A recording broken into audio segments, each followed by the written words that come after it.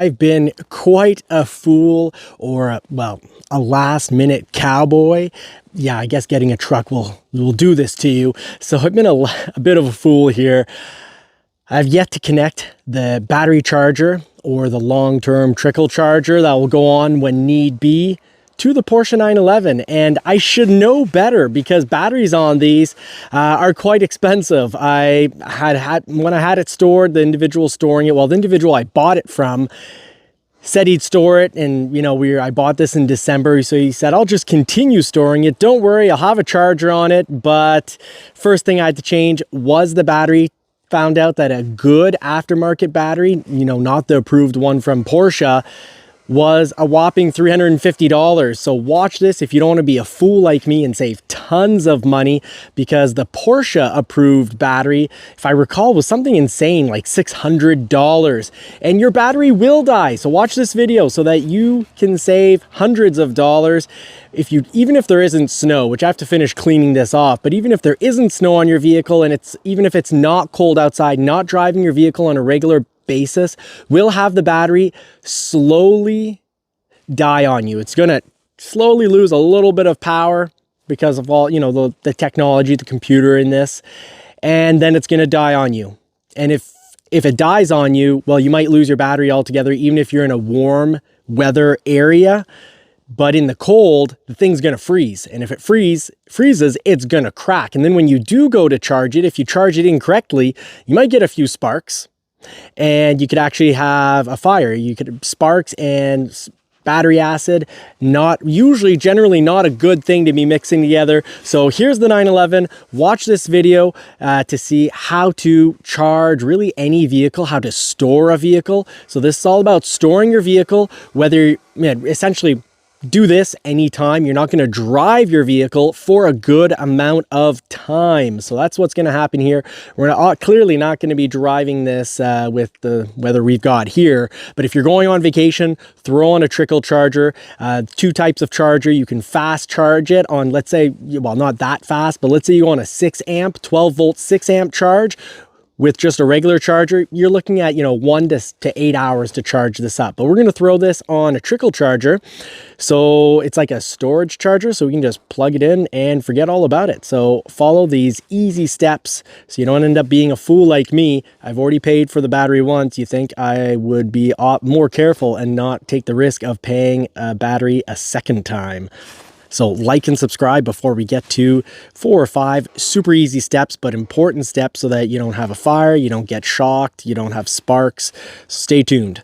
Subscribe, turn bell notifications on. Thanks, folks. And just right before we start, there's actually other things that not keeping your battery charged can cause problems or break.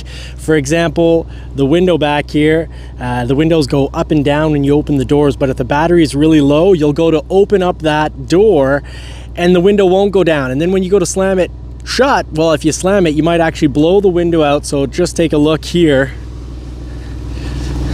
You can see the spacing right there, and you definitely wouldn't want to leave it like this, because then water, you're gonna kind of get the inside of your vehicle extremely wet. You might have some water damage or mold. Once mold gets in the vehicle, that's horrendous. That's pretty awful. So, and the door actually won't even close, so it'd be a pretty easy vehicle to steal. So other than just ruining a battery, you gotta put your battery on the trickle charger. Now, some people will just disconnect the black post, which is the negative post. Some people will just disconnect that, and yes, your battery will last a lot longer, but over the course of a long period, such as winter here, good chances you'll still lose your battery. So pretty important. So let's take a look at this. First step actually is kind of like a warning. Don't plug in the charger right away. You don't want to create sparks, especially if the battery is actually frozen and then leaked. If you create sparks, you might create a little bit of a fire, a little issue there. So let's take a look at what you need to do on your vehicle. So you're going to go to your engine compartment. Most batteries are in the engine compartment. Some are in the trunk. Mercedes seems to like to put batteries in the trunk. So you'll take off your top piece, and you're going to have, sometimes you have 2 black wires. So when you have 2 black wires, what do? how do you figure which one's the ground? Because normally red is positive, black is negative, but you can look closely and you can see there's a positive there. So there's your positive wire, and you can see that there's a negative there. So that's your negative battery cable. You could just disconnect that and the battery will last a lot longer. Now, spent way too much money on this, so I don't want to lose this battery. So two types of chargers. You have the bigger chargers that can be at 6 amp or higher.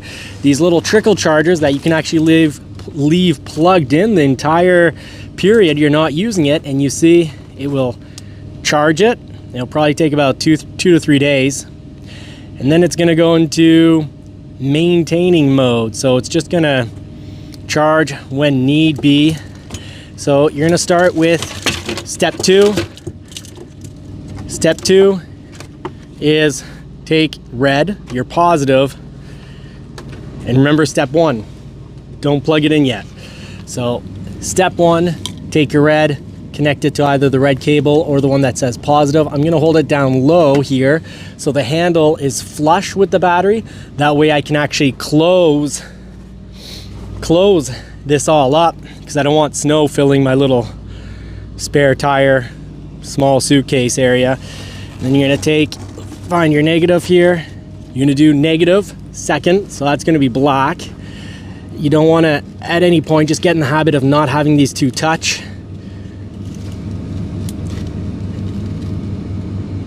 It's okay, you'll get a little spark there, no big deal, nothing deadly, because we haven't plugged it in yet, and the car is running, so I do know that shouldn't be a battery leak. There could have been, but I don't see any battery acid around there.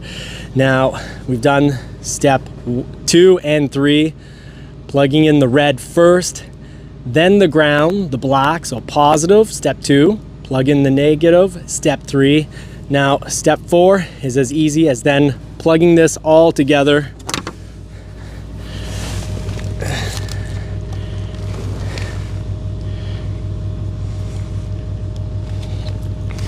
Let's see if we've got anything going on here. And there we go. Charge maintaining. Okay, I would have thought it had been charging because it was hard to get this started, but there we have it. That's how you connect your battery. And now I'm running the vehicle simply because, well, that helps charge the battery. I'm going to shut the vehicle down, but I'm going to get that window down. So before you go slamming doors closed, if you do, make sure if you do have one of those windows that goes up and down when you open the door, well, make sure you, in this case, I'm going to heat up the interior. Once the interior is heated up, we're going to be good. I'll be able to put that window down a little, close it, then put it up. It should be automatic, but you know, with the mountain ice that we've got here, and probably maybe a frozen mechanism in the door, but running heat through the vehicle, so hopefully that'll be better. Now, probably going to get some comments like, you're in the snow, you shouldn't have a cowboy hat, you're not on a ranch or a farm, you shouldn't have a cowboy hat. Well, you probably didn't make it this far if that's going to be your comment, and that's all right. Appreciate the negativity, but positivity is free, kindness is free, folks. I actually worked from about the age of, I don't know, 14 or 15 years old to about the age of 19 or 20 years old, so essentially when I was a boy. And some of my life decisions back then, you know, despite the age, definitely put me in the boy category. I was working on a beef farm and, you know, cows. So I was a boy working with cows. So, cowboy. So I feel like and then I worked actually free labor for the ex-wife on her dairy farm. Really like cows quite a bit. Cows are just absolutely fantastic creatures. Please, folks, I helped out there for about 11 years. So support your local farmers. It's never easy for them. They're working 7 days a week taking care of cattle, and whatever type of farmer they are, a vegetable farmer, pork farmer, pig farmer, cow farmer, whatever they're farming, they're working 7 days a week so we can have food on our table. And for those for those that are trying to say that cows are destroying the planet. It's a really weird notion, because it's pretty simple. Cows fertilize a field. When grass grows, it absorbs carbon. When that carbon, and if there weren't any cows and that grass just grows, well, it wouldn't absorb nearly as much carbon, because it gets to a certain length and then it, dries up, dies off essentially, and it doesn't absorb any carbon anymore.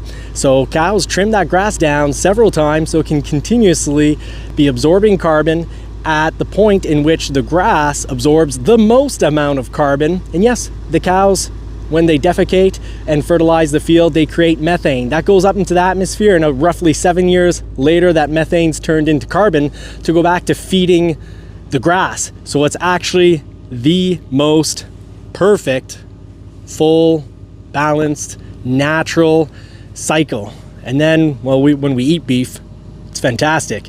You eat beef, you get pretty much all the minerals you need, and that's especially if that beef, it was feeding off grass-fed beef that it naturally fertilized instead of using nitrates, which have become very expensive because of global issues.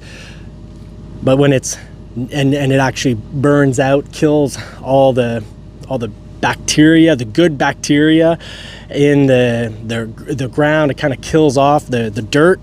So you don't want to be using nitrates. You want to be buying from your local farmer, your local beef farmer, some good grass-fed beef, and that's the way to go, folks. It's very environmentally sound. It's a perfect cycle, so very good for the environment. It is the environment, that's nature. Well, folks, thank you so much for watching. If you did make it this far, please like, subscribe, turn bell notifications on, and drop a little comment. Thank you so much for watching, folks. Let's put the Porsche away for the winter. Already paying, if you're going to criticize the Porsches in the snow, there's no salt that gets here. I don't salt my yard, so this isn't going to get any salt. The black one went off to storage. I can only pay so much storage. And we've got the Toyota MR2 behind one garage door, and we've got the the Shelby Mustang GT350 2017 behind the other door. So join the channel. We got a lot of toys to make mistakes with, and we'll make the mistakes and lose money so you don't have to. I hope you have to put the pedal to the metal real soon. Wishing you all more cars and more power. Take care.